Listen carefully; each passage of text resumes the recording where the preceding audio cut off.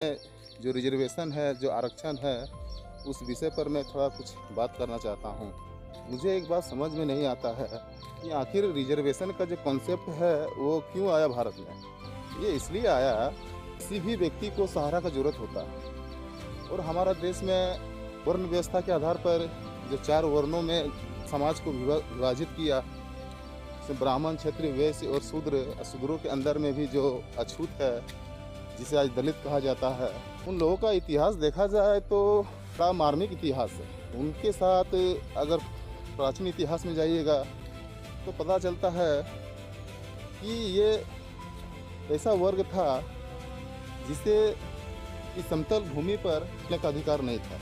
यहाँ तक कि वो थूक नहीं सकते थे ज़मीन पे। उसके गला में मटका बांध दिया जाता था ताकि थूके भी तो मटका में थूके, क्योंकि अगर ज़मीन में वो थूक देता है तो ज़मीन अपवित्र हो जाता है। इस तरह से हजारों साल तक एक वर्ग के साथ अमान्य व्यवहार हुआ और वो जो वर्ग है हमारे समाज से कट के एक निचले स्तर में चला गया है।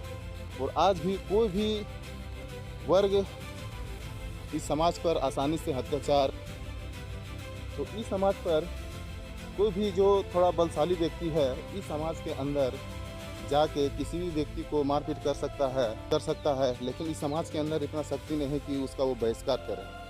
तो ऐसे वर्गों के लिए हमारा संविधान में थोड़ा सा रिजर्वेशन का व्यवस्था किया गया, ताकि ये जो समाज से कट गया है इन लोगों को भी थोड़ा समानता मिले, समाज में बराबरी आए।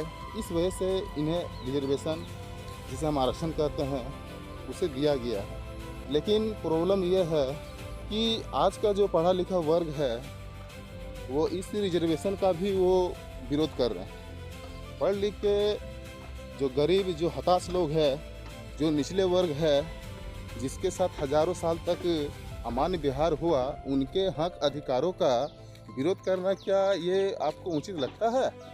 पढ़ने लिखने के बाद आदमी के अंदर विवेक, बुद्धि और ज्ञान का जो शक्ति होता है वो बहुत ज़्यादा होता है।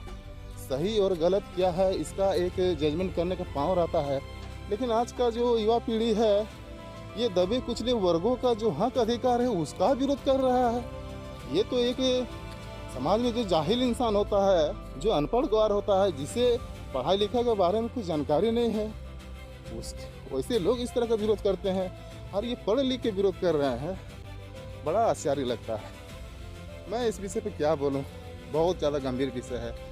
तो इस छोटे से मिनी ब्लॉग में आज के लिए इतना ही। आप लोग मेरे वीडियो को देखते हैं, इसके लिए बहुत धन्यवाद। थैंक्स।